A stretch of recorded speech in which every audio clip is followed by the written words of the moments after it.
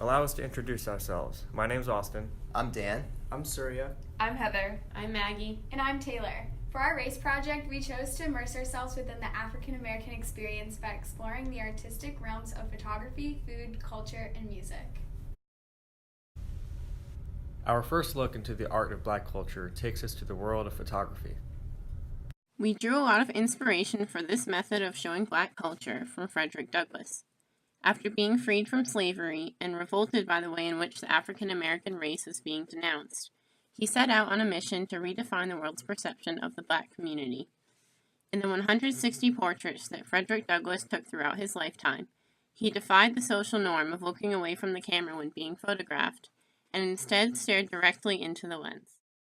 We all journeyed to Duke University, where we embraced a visual presentation of African Americans through a different frame. A senior at Duke, Evan Nicole Bell aligned herself with Douglass's mission to portray the Black community in a different light. We talked to her about the social injustices against Black people and how they should be mended, and how her photography project was working to abolish any negative images. So I say all that just to say I study basically how documentary really can be used for change, and then I tried to do it myself by working on this project for 3 years and trying to use it to disavow stereotypes and to kind of paint a new narrative of what it means to be Black, not only in Durham, but across the country. So. What's the reactions that people have had to your exhibit? My exhibit? Very positive. I really thought, I always joke with my mom, I'm like, someone's gonna write it. Someone's gonna write the N-word, like I'm just waiting. I keep thinking someone's gonna do it. No one has yet, which I think is good. But I'm still, I don't put it past anyone, because I know things like this make me angry. And I think especially like people, this exhibit space is typically dedicated to like fine art and not usually documentary photography. So I thought people would be really upset and think like, why is this here? Like, why is the word Black so big on this campus that's predominantly white people? Like, what is this? But so far everyone's been very gracious and thankful, and they've been like, thank you for telling this story, because whether it's a white person, they're like, thank you for telling me this, I didn't know. If it's a Black person, they're like, thank you for telling my story with some humanity, like for once, right?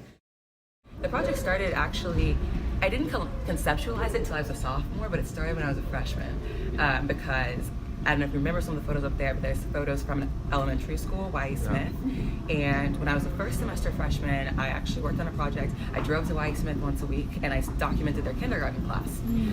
That was my first exposure into documentary work. I'd never done it before, but I went, I sat in that class for like 2 hours every week, and I photographed the class.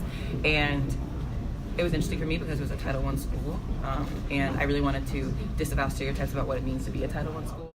So some of the photos were made in Maryland, where I'm from. The photo of the young serviceman and the photo of the dentist. And I think those were actually the most recent photos taken. So like the oldest ones were from Y.E. Smith in 2014, and the ones of the serviceman and the dentist were taken in 2018, like a couple weeks ago. So that's how the project came to fruition, and that's how it's been happening, and basically it happened very organically. I will think of somewhere that I think is an important place to document, and I will research it, and I will find a point of contact, and I'll email them or message them, and I'll just tell them I'm a Duke student working on this project, and I come by and talk to you about it. Believe it or not, more often than not, people are just like, hell yeah, which is crazy because I'm like, you're gonna let me just like come in and snap photos of you. You don't know what I'm gonna do with this. Like, that's very brave of you. Because there are photos that aren't included. I spent a lot of time at people's houses just documenting them like eating dinner, and I was like, this is so creepy. Like, I wouldn't let someone do this to me, but people let me do it to them. And people are very just like, yeah, like when they hear the mission, they're like, I want to be a part of that. Yeah, it's basically what it is. Like, messaging the people from Dames, like, yeah, come on over. Like, I want to be a part of this. Messaging. There's the picture of the woman with her baby in the car. I had actually done a family portrait for her like a year prior. I messaged her again and was like, hey, I'm doing this new project. Can I come spend the day with you and just be with you as you go shopping and pick up your kids? And she was like, yeah. So that's how I got such an intimate photo of her with her godchild. We actually watched a video in our class about UC Berkeley being blind to race in their admissions, and they saw the populations of Asians in their school increase dramatically and African Americans really decrease. So how did you see that portrayed on campus, and what effect do you think that has? That's so interesting that you guys studied that in this class. Yeah, it was really weird being at Berkeley because it's such an activist-y school, and so many people there are like, Black Lives Matter and like all this, and you look around, you're like, where are they? Like, where are the Black lives? Like, I don't see them. What do you think we can do to battle racism? You said what we do to battle racism? Excuse me. And kind of stop the racial divide as much as we can.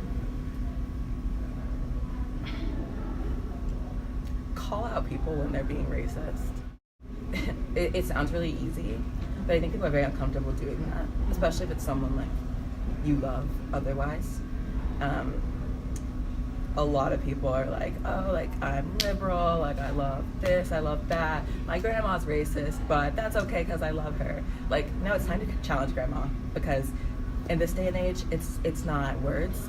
Words become actions, and then actions become like lost lives. People are losing their lives over this stuff. It's not talk. Do you think it's racist to hang out with and have friends who are the same skin color as you are? I mean, human nature, we do tend to collect with people who have similar backgrounds to us. So you could even say, like, I mean, women tend to hang out with women, men hang out with men, people from certain socioeconomic statuses hang out with each other. It's not necessarily a bad thing. It's natural because you identify with those people more. But I think that when it comes to race, it's different because, I don't know, someone from like Westchester might not have that much in common with someone from like inner city Baltimore, right? But two people from Westchester, one who's black and one who's white, have a lot in common. What do you think is a problem that our society is facing today? There's not that much support for domestic work, even though there's a lot to be done domestically, right? And I think people sometimes use social justice work as a tool to kind of travel themselves and expose themselves, which I think is also great. But I think sometimes to make the most impact, you should identify what communities need the most help right now. And I think, oh my God, that is so loud. Wow. I think it's worth taking a look at like what can be done in your own community before you might travel 4,000 miles away. After numerous attempts, we finally made it to Dame's Chicken and Waffles to experience the unique art of food in Black culture. Since talking to Evan, we all wanted to see how authentic Black culture has influenced the culinary field. Dame's Chicken and Waffles is one of the 4 originally Black-owned restaurants still existing in Durham today. We all made plans to have dinner at the Cary location, as the Durham store was closed during our visit, and we experienced this infusion of African American culture that none of us had previously known about. Upon walking into the restaurant, it was already nothing like we had expected. Quite honestly, I was expecting something more reminiscent of an old-timey diner. But Dame's looked on par with a fancy sit-down place, like Olive Garden. It was tastefully decorated and tasteful.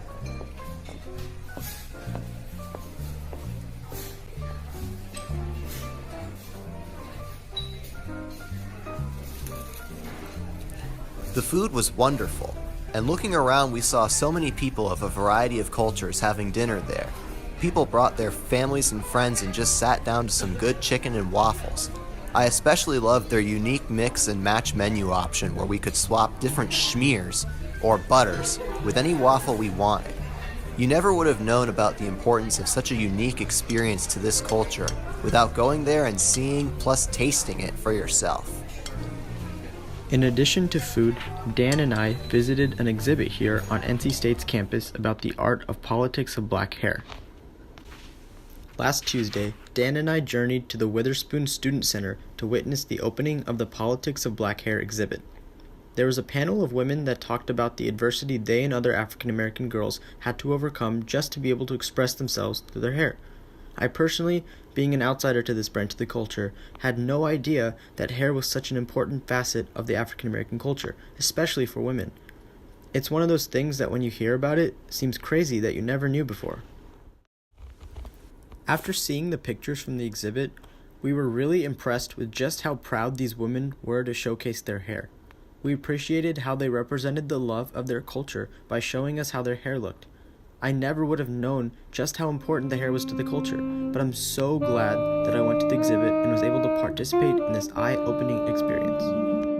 I, being a saxophonist, decided to listen to Evan's recommendation and took a late-night trip back to Duke, where I indulge in music for the soul, jazz.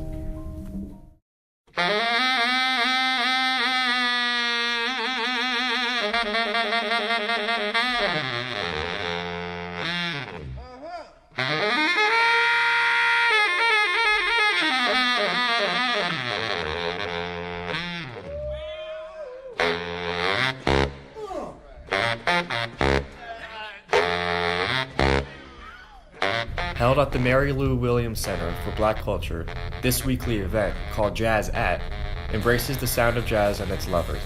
After playing my requested song, My Funny Valentine, on the appropriate night in fact, I went on to interview the musicians.